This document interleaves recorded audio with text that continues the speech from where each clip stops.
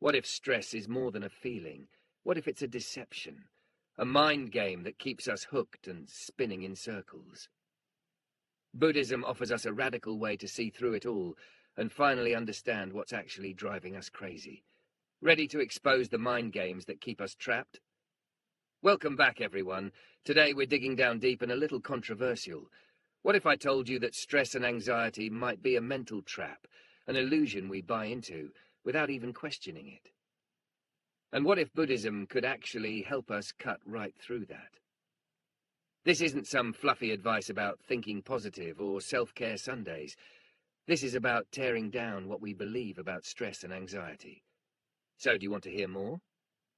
Buddhism takes a different approach to stress, one that might make some people uncomfortable. It says that stress isn't some inevitable part of modern life. It's actually a mind game, a self-created illusion. The stress we feel, it's often the result of our own thoughts, our own inner dialogue constantly repeating, what if this goes wrong? What will people think? Will I lose control? Buddhism has a term for this, the monkey mind. It's the part of us that's never satisfied, always restless, feeding on every what if and every insecurity. Our minds are wired to latch onto stress, to fixate on problems that often aren't even real. It is us that creates the noise, the drama, the obsession with fixing things. But Buddhism says, wait a minute, is any of this even real? What if we've been fed this story of stress for so long that we just take it as a given? Buddhism teaches that the root of our stress is something we might not even realize, attachment. And what are we attached to? Our need to control, our obsession with outcomes, our identities as successful, perfect, in control.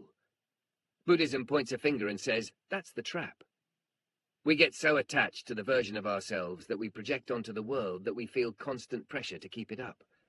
Think about it. We stress over things that haven't even happened. We obsess over perfection, needing to be on top or in control.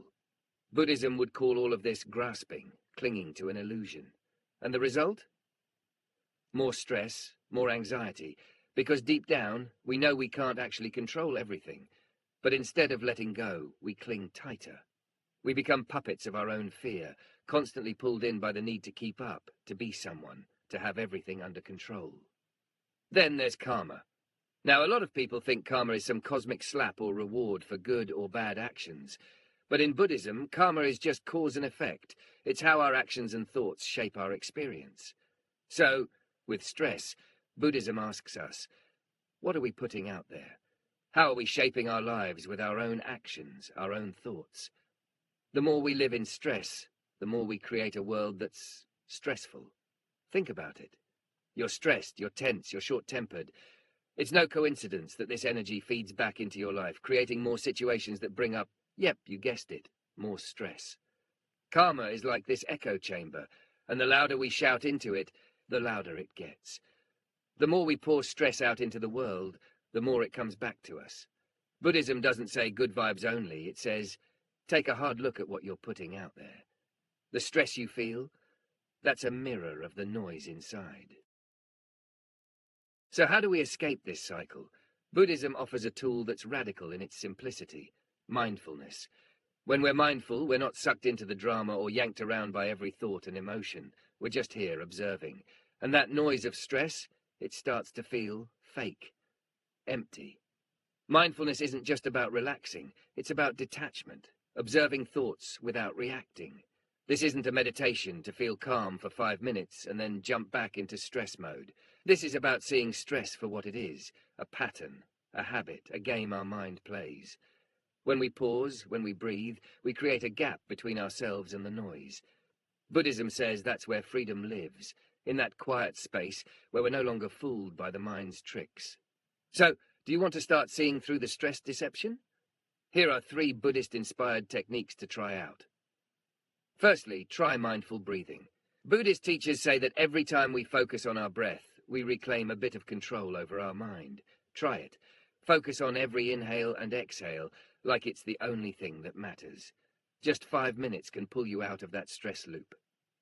Second, you must challenge your thoughts. When you catch yourself spiraling, ask, is this stress even real? Question the mind's stories. You'd be shocked at how much stress disappears when you see it for the story that it is. And then thirdly, you can let go of control. This one's hard but crucial. Practice letting go of the need to control everything. Set goals, but don't cling. When we release our grip, we cut the strings that stress uses to pull us around. Here's the key. Stress isn't always real. It's often a deception, a trap we fall into because we're conditioned to feel like we need to control everything. Buddhism offers a way to cut through that noise. It says, stop playing the mind's games. When we take back our power, we see stress for what it is, a habit, a choice, even an illusion. So next time you're about to fall into that trap, remember, breathe, question, let go. Stress might be loud, but that doesn't make it real. If this perspective resonates, hit that like button and subscribe for more unfiltered insights. Thanks for watching, and as always, stay mindful and don't fall for the mind's tricks.